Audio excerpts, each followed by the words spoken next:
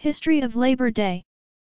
Observed the first Monday in September, Labor Day is an annual celebration of the social and economic achievements of American workers. The holiday is rooted in the late 19th century, when labor activists pushed for a federal holiday to recognize the many contributions workers have made to America's strength, prosperity, and well-being. Before it was a federal holiday, Labor Day was recognized by labor activists and individual states.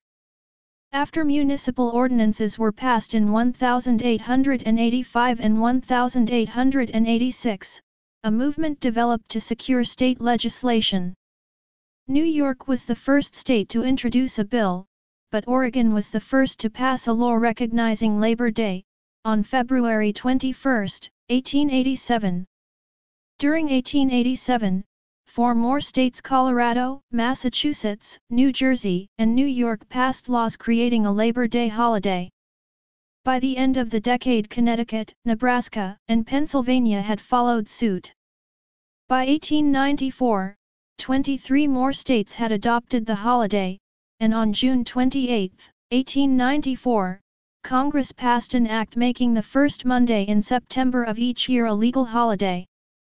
Some records show that in 1882, Peter J. McGuire, General Secretary of the Brotherhood of Carpenters and Joiners and a co-founder of the American Federation of Labor, suggested setting aside a day for a general holiday for the laboring classes to honor those who from rude nature have delved and carved all the grandeur we behold. But Peter McGuire's place in Labor Day history has not gone unchallenged. Many believe that machinist Matthew McGuire, not Peter McGuire, founded the holiday.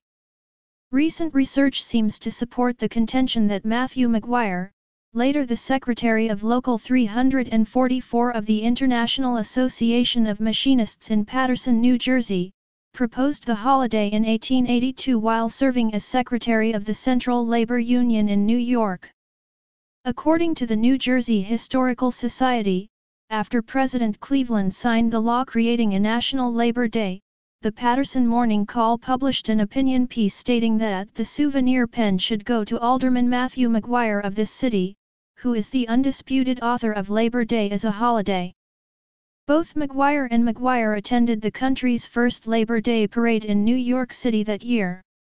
The first Labor Day holiday was celebrated on Tuesday, September 5, 1882, in New York City, in accordance with the plans of the Central Labor Union. The Central Labor Union held its second Labor Day holiday just a year later, on September 5, 1883. By 1894, 23 more states had adopted the holiday, and on June 28, 1894, President Grover Cleveland signed a law making the first Monday in September of each year a national holiday. Many Americans celebrate Labor Day with parades, picnics, and parties, festivities very similar to those outlined by the first proposal for a holiday, which suggested that the day should be observed with a street parade to exhibit the strength and esprit de corps of the trade and labor organizations of the community, followed by a festival for the recreation and amusement of the workers and their families. This became the pattern for the celebrations of Labor Day.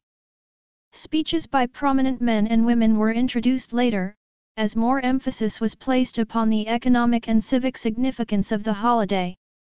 Still later, by a resolution of the American Federation of Labor Convention of 1909, the Sunday preceding Labor Day was adopted as Labor Sunday and dedicated to the spiritual and educational aspects of the labor movement. American labor has raised the nation's standard of living and contributed to the greatest production the world has ever known, and the labor movement has brought us closer to the realization of our traditional ideals of economic and political democracy. It is appropriate, therefore, that the nation pays tribute on Labor Day to the creator of so much of the nation's strength, freedom, and leadership, the American worker. Thanks for watching. Like, share, and subscribe.